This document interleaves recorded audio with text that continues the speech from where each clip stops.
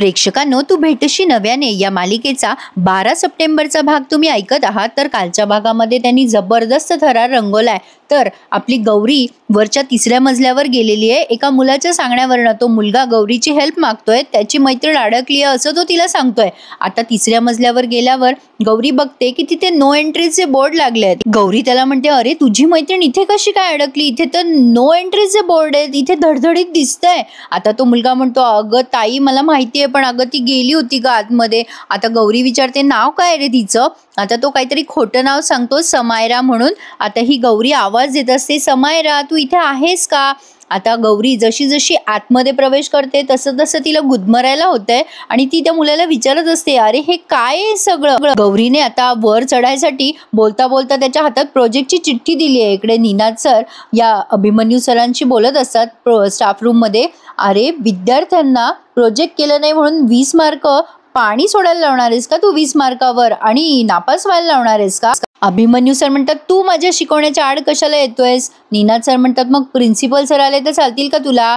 Abhimanyu sir म्हणतात, माझं झालंय त्यांच्याशी ऑलरेडी बोलणं, प्रोजेक्ट पूर्ण न करणारा मला एकतरी सापडू दे, मग बघ सगळे कसे सुतासारखे सरळ होती। निनाद सर म्हणतात, तुझ्याशी वाद घालायला रागिणी हवी होती, ती आता कॉन्फरन्सला गेली आहे म्हणून तिने तुला सुतासारखं सरळ केलं असतं। असो, तर आता काही दिवसात आपल्याला रागिणी बघायला मिळणार हे नक्की। आता गौरी तिथे आतमध्ये येते वर। आता तो मुलगा म्हणतो, अगं गौरी ताई माझी हाईट नाही पुरली ग, तू बघतेस का जरा वर चढून? गौरी म्हणते, काय रे हे सगळं, असं काय करत होतात आतमध्ये तुम्ही? गौरी आता ते बघायला जाते उघडून, आणि आता तो मुलगा तिथे खालीच उभा आहे। प्रेक्षकांनो, गौरीने बोलता बोलता तिची प्रोजेक्टची चिठ्ठी त्याच्या हातात दिली आहे आणि गौरी ते समोर असलेलं दार उघडायचा प्रयत्न करते, कारण त्या मुलाने तिला सांगितलंय की या क्लासरूम मध्ये माझी मैत्रीण अडकली आहे। आता गौरीने जेव्हा ती प्रोजेक्टची चिठ्ठी त्याच्या हातात दिली तेव्हा तो हसायला लागतो आणि ती प्रोजेक्टची चिठ्ठी त्याच खोलीच्या आतमध्ये टाकून देतो जिथे लॉक्ड आहे। आता गौरी त्याच्याकडे बघते आणि म्हणते, काय रे हसायला काय झालं तुला? हसतोयस का तू? पण आता तो मुलगा हसतच असतो। गौरी आता खूप घाबरते आणि तो मुलगा पळ काढतो चक्क तिचं प्रोजेक्ट त्या खोलीमध्ये टाकून। आता गौरी त्याला ओरडत असते, अरे बाबा ए थांब, पण आता तो मुलगा काही ऐके ना, कारण गौरीला त्याचं नाव पण माहिती नसतं। निनाद सर एकदा अभिमन्यू सरांना विचार करायला सांगतात की तुझ्या प्रोजेक्ट बद्दल पुन्हा एकदा विचार कर, तू जरा जास्तीच करतोयस अभि, असं मला वाटतोय। एनिवे, कॉलेज सुटायची वेळ झाली आहे, मीही निघतो आता। आता निनाद सर तिथून निघून जातात, पण अभिमन्यू सर मात्र प्रोजेक्टच्या विषयावर काहीही चर्चा करायला तयार नाही आहेत। असो, निनाद सरांचा एवढाच मुद्दा होता की एवढं स्ट्रिक्ट वागणं बरोबर नाही।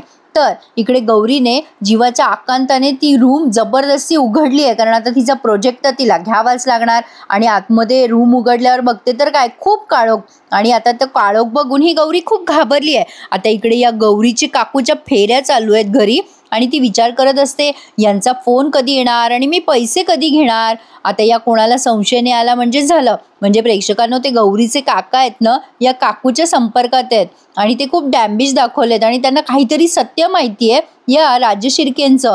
आता बघा ती शोभा फोन करत असते तिच्या नवऱ्याला आणि गौरीची आई तिला बोलवत असते। आता ती शोभा वैतागून म्हणते, लक्ष्मीची चाहूल लागते पण दर्शन काही होत नाही, कुठे जायचं कोणाकडे जायचं ते काही कळेना। अभिमन्यू सर घरी निघालेले असतात तेव्हा तोच मुलगा ज्याने गौरीला अडकवलंय तो मुद्दाम सगळ्यांना सांगत असतो, मी गौरीला 3ऱ्या मजल्यावर जाताना पाहिलं। अभिमन्यू सरांनी ते ऐकलंय आणि अभिमन्यू सर आता तसेच धावत सुटलेत गौरीला वर जाऊन खाली आणण्यासाठी।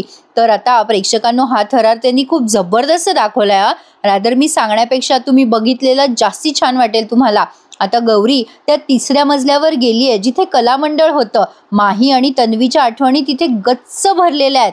आता हे अभिमन्यू सर तिथे आत गेलेत आणि आत गेल्या गेल्या त्यांना त्यांचा सगळं भूतकाळ आठवलाय। माही आणि तन्वीचा हा सीन त्यांनी दाखवलाय। आता त्यावेळेला माहीने तन्वीला भाग घेण्यासाठी प्रवृत्त केलेलं असतं नाटकामध्ये आणि तन्वीने चक्क विद्यावंत पेठे कॉलेजसाठी करंडक जिंकून आणलाय आणि आता तन्वी सगळ्यांचे आभार मानत असते आणि तिथे प्रिन्सिपल मॅडम पण हजर आहेत कौतुक सोहळा करण्यासाठी। तन्वी म्हणत असते की मला वाटलं नव्हतं तुमच्या सगळ्यांच्या सपोर्टमुळे मी हे जिंकू शकेल। आता माही म्हणतो, हो तन्वीमुळेच हे शक्य झालंय, पहिल्यांदा आपल्याला विद्यावंत पेठे कॉलेजला बक्षीस मिळालंय, आपण करंडक जिंकलाय। आता प्रिन्सिपल मॅडमचा खरं तर संताप होत असतो, कारण कुठल्या ना कुठल्या मार्गाने तन्वी माहीच्या संपर्कात येतीये हे त्यांना चालत नाहीये। कदाचित गरीब श्रीमंत असा भेदभाव आहे प्रेक्षकांनो, म्हणजे आतापर्यंत बघितलेल्या कथेत तरी हेच दिसतंय। तरी अजून आपल्याला बरीच कथा बघायची आहे. आता सस्पेन्स हळूहळू उलगडायला सुरुवात झाली आहे. माही मॅडमला म्हणत असतो, तन्वीचा तुम्ही कौतुक करावं मॅडम, तिला करंडक तुमच्या हाताने द्यावं. पण आता या माही अजूनही अनभिज्ञ आहे की तन्वी आणि या प्राचार्य मॅडम आई आणि लेकीचं नातं आहे हे त्याला माहितीच नाहीये. आता ही तन्वी खूप टेन्शनमध्ये येते. स्वतःच्या आईच्या हाताने हे करंडक घ्यायचंय आणि आईच्या विरोधात जाऊन प्राचार्य मॅडम स्टेज समोर येऊन म्हणतात, स्पर्धेमध्ये भाग घेण्यासाठी माझा विरोध कधीच नव्हता, पण स्पर्धेच्या नादामध्ये तुम्ही कॉलेजमध्ये शिकायला येता, अभ्यास करायला येता हे तुम्ही विसरून जाता. हेच तर मला नकोय. आणि बंक शीट हे तुमच्यावर केलेले उपकार आहेत कॉलेजने, तो तुमचा अधिकार नाहीये. म्हणजे लेक्चर्स बुडवून हे सगळ्या अदर ॲक्टिव्हिटीजला प्राधान्य देणे या बाबतीत मॅडम बोलतायत. आणि आता मनात नसून पण मॅडम या तन्वीला करंडक देतायत असं त्यांनी दाखवलंय. आणि तो फोटो असा क्लिक करण्यात आलाय आणि तोच फोटो तिथे लागलेला आहे. म्हणजे कला मंडळामध्ये आता ही गौरी त्या फोटोच्या खूप जवळ आहे प्रेक्षकांनो. आणि गौरी आता तो फोटो बघणार तेवढ्यात आता त्यांनी आणखीन एक वेगळा सीन दाखवलाय. आता इथे बघा, हा गौरीचा काका दिसतोय मला आणि हा शेखर त्यांना भेटलाय. आता हे काहीतरी तिसरंच कोड आहे प्रेक्षकांनो. आता हा शेखर म्हणतो, तुमच्या बायकोला तुम्ही माझा पत्ता का दिलाय? त्यावर हा माणूस म्हणतो, माझ्या बायकोला नाही पाठवलं मी तुमच्याकडे, तर पाचपुतेनं राज शिर्केकडे पाठवलंय. शेखरला ते काही कळेना. आता तो माणूस म्हणतो, असाही एक रस्ता आहे हे तिला समजायला हवं फक्त, बस. आता शेखर म्हणत असतो, मग त्याने काय होणार आहे? त्यावर तो हसायला लागतो आणि म्हणतो, अरे काय रे सोन्या, तुला एवढं पण नाही कळत का? अरे आपण फक्त बॉम्ब पेटवायचा बाबा आणि मग आपोआप ती वात पेटणार आणि मग धडाम मोठा धमाका होणार. शेखरला काही समजेना आणि उमजेना नेमकं हे काय प्रकरण आहे. प्रेक्षकांनो काहीतरी पास संबंधित आहे हे मात्र नक्की आहे. म्हणजे भूतकाळाचं काहीतरी भानगड आहे. तर आता शेखर बळजबरी त्याला स्माइल केल्यासारखा रिस्पॉन्स देतोय. आता इथे ना प्रेक्षकांनो एवढं सुंदर सीन दाखवलाय त्यांनी. 1999चा माही आणि तन्वी दोघंही कलामंडळात असताना एकमेकांसोबत प्रॅक्टिस करत होते. आणि जसे जसे अभिमन्यू सर या कलामंडळात प्रवेश करतायत तशा तशा त्यांच्या ह्या सगळ्या आठवणी ताज्या होत आहेत. कदाचित माही आणि तन्वी या दोघांची लव्ह स्टोरी याच कलामंडळातून सुरुवात झालेली आहे त्याला, असं काहीसं मला दिसतंय. आता तन्वी त्याच्याशी म्हणजे त्याचा अशा खोड्या करत असते माहीच्या. तो जेव्हा वाचत असतो नाटकांचे वाक्य तेव्हा तन्वी कागदाचे बोळे करून त्याला मारत असते. गौरी इथे पुढे पुढे जाते आणि अभिमन्यू सरांना त्या सगळ्या आठवणी म्हणजे समोर येत आहेत, त्यांच्या डोळ्यासमोर येत आहेत. सारखा तन्वीचा चेहरा त्यांना दिसतोय आणि गौरी समोर आली तर त्यांना आणखीन प्रकर्षणाने ते जाणवतंय. साहजिक आहे म्हणा, चेहऱ्यामध्ये एवढं साम्य असल्यावरती हे होणारच. तर अभिमन्यू सर त्या सगळ्या आठवणी आठवत आहेत की कसं माही आणि तन्वी या दोघांमधलं प्रेम फुलत गेलं तिथे. आणि आता मात्र अभिमन्यू सर गौरीला तिथे बघतायत आणि आता गौरी त्या फोटोच्या समोरचं ते काहीतरी लाकूड का काहीतरी आहे ते बाजूला करत असते आणि ती तो फोटो बघणार तेवढ्यात अभिमन्यू सर जोरात ओरडतात तिला, थांब. आणि आता गौरी थांबते. अभिमन्यू सर आणखीन टेन्शनमध्ये येतात आणि इकडे तिकडे त्या रूमला बघतात. आता हा सगळा थरार त्यांनी खूप सुंदर दाखवलाय प्रेक्षकांनो. अभिमन्यू सरांच्या कानामध्ये तन्वीचे वाक्य असे सारखे येत आहेत. आता ही गौरी म्हणत असते, सर काय झालंय तुम्हाला, काही होतंय का? अभिमन्यू सरांना चक्कर येत असते. त्यांना आता काही सुधरेना, कारण त्यांच्या भूतकाळातल्या आठवणी त्यांना खूप त्रास देत आहेत, त्यांना त्यासारख्या आठवत आहेत. आता गौरी विचारत असते त्यांना, सर तुम्हाला काय होतंय, काही होतंय का? पण अभिमन्यू सरांना गौरीचे एकही वाक्य ऐकू येत नाहीये. त्यांना फक्त तन्वी दिसतीये आणि तन्वीचे सारखे वाक्य आठवत आहेत. आणि आता जेव्हा गौरी त्यांना विचारत असते, सर काय होतंय, तेव्हा त्यांना दुसरशी अशी गौरी दिसते आणि अचानक त्यांना तन्वीची प्रतिमा दिसते. आता हे ना सगळं प्रेक्षकांनो खरंच म्हणजे मी तुम्हाला सारखं सारखं सांगतेय पण मला ते रिअलाइज झालंय की हे सगळं काहीतरी भूतकाळाशी रिलेटेड आहे आणि काहीतरी जबरदस्त असा अपघात झालाय ज्यामुळे माही आणि तन्वी वेगळे झालेत असं दिसतंय खरी. तर अभिमन्यू सर आता चक्क बेशुद्ध झालेत. पण आता आपण मोहन पाचपुतेच्या घरामध्ये डायरेक्ट शिरलोय. म्हणजे पुढचा सीन आपण गौरीच्या घरचा बघतोय. आता या गौरीची काकू वाट बघत असते तिच्या काकाच्या फोनची. आता तो मुलगा आहे ना तो मन्या, तो विचारतो त्याच्या आईला, ए आई मला काही प्रश्न पडलेत अभ्यासाचे, पण आता तिचं लक्ष मात्र फोनमध्ये. मन्या म्हणत असतो, आई बघ ना हवेला जागा लागते म्हणतात, पण हवा तर सगळीकडे असते, तिला का जागा लागते? आता त्याची आई म्हणते की तू तुझं डोकं चालव ना बाबा, मला कशाला त्रास देतोयस?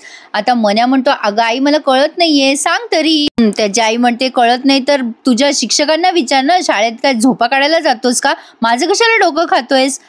आता मन्या पुन्हा एकदा प्रश्न विचारतो त्याच्या आईला अगं आई बघ ना, असं म्हणतात की हवेला वजन असतं, पण आपण कुठे हवेला उचलतो. अगं आई, आपल्याला कुठे हवा उचलावी लागते. आता त्यावरती ती गौरीची आई हसत असते आणि त्या मन्याची आई म्हणते, अरे तू तुझी अक्कल वापर ना, मला काय त्रास देतोयस. आता ती मुद्दाम काय म्हणते, टोमणा मारायला गौरीच्या आईला, अरे बाबा, प्रश्न आणि गणित तसे काही आपली पाठ सोडत नाहीत. इथे घरची गणितं सोडवता सोडवता माझ्या नाकी नऊ येतात ते बघ. आता हा मन्या म्हणतो, पण सगळं घर तर काकूच सांभाळते ना. आता ती आई चिडते त्याच्या आणि म्हणते, ए काय पण काय बोलतोयस, देऊ का तुला ठोंब्या फटका.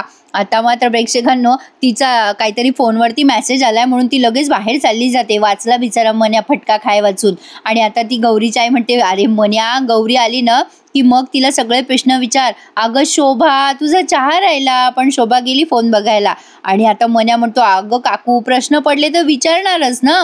काकू त्याची म्हणते, अरे हो, गौरी ते आली ना की विचार, पण आता जे ते पूर्ण कर. अभिमन्यू सर आता घरी पोहोचलेले दिसतात प्रेक्षकांनो, पण मला एक प्रश्न पडलाय, गौरीने त्यांना घरी आणलं कसं ते नाही समजलं बुवा. असो, आता आपल्याला कळेलच. तर आता अर्पिता काळजीने विचारत असते, दादा तुला त्रास होतोय का, ज्यूस देऊ का. पण अभिमन्यू सर तिच्यावर ओरडत असतात, म्हणजे जरा सौम्य शब्दात ओरडतात. अर्पिता, मला काही नको आहे, मला एकट्याला राहू दे. अर्पिता म्हणते, दादा तुझी काळजी वाटते म्हणून विचारते रे सारखं सारखं. पण अभिमन्यू सर तिला म्हणतात, मला एकट्याला सोड प्लीज. कारण अभिमन्यू सरांना खूप त्रास होतोय त्यांच्या भूतकाळाच्या आठवणींचा. गौरी आता तिथेच आहे अभिमन्यू सरांकडे. आता गौरी विचारते या अर्पिताला, बरे आहेत ना सर, शुद्धीवर आले ना. अर्पिता म्हणते, हो ग बाई, बरं झालं तू घेऊन आलीस दादाला, नाहीतर काय झालं असतं ग. गौरी म्हणते, हो ना, अहो मला पण कळलंच नाही सरांना नेमकं काय झालं. आता बोलता बोलता अचानक गौरीला आठवतं की तिचं प्रोजेक्ट त्याच खोलीमध्ये राहिलंय. आणि आता गौरी टेन्शनमध्ये येते आणि ती म्हणते, अरे देवा, त्या मुलाने माझं प्रोजेक्ट त्या खोलीमध्ये टाकलंय, आता मी काय करू. आणि गौरी खूप टेन्शनमध्ये येते आता. आणि ती अर्पिता म्हणते, अगं हो, काय झालंय गौरी, मला नीट सांगशील का. गौरी मग अर्पिताला सांगते की असं असं झालंय, आता मी काय करू. तुम्हाला तर अभिमन्यू सरांचा स्वभाव माहितीये ना, ते माझं कारण समजून नाही घेणार हो. अर्पिता म्हणते, अगं हो, तू टेन्शन नको घेऊ, थांब आपण बघू काही होतंय का. गौरी म्हणते, तुम्ही बोलताल का सरांशी प्लीज, बघा ना बोलून. आता अर्पिता म्हणते, अगं बोलायला हरकत नाही, पण आत्ता दादा कुठे माझ्याशी बोलणार आहे. गौरी म्हणते, तुमचं पण बरोबर आहे म्हणा. आता गौरीला बिचारीला पेचच पडलाय, सगळ्या अडचणी गौरीच्याच मागे लागल्यात आपल्या. असो, पण आता अर्पिता म्हणते, तू टेन्शन घेऊ नको गौरी, आपण करूयात काहीतरी, थांब. आता या गौरीची काकू पोहोचली आहे अभिमन्यू सरांच्या घराजवळ. आणि आता ती पत्ता शोधत तो बंगला बघते आणि म्हणते, अरे बाप रे, एवढा मोठा बंगला, यांना आधी का कळलं नाही की इथून पैसे घ्यायचेत. आता मला खूप मोठा जॅकपॉट लागणार आहे वाटतं. आतमध्ये जाऊन बघते किती पैसे मिळताय, काय मिळताय, कळलं तर पाहिजे ना. आता ती गौरी त्या घरातच आहे आणि तिची काकू पण तिथे शिरली आहे.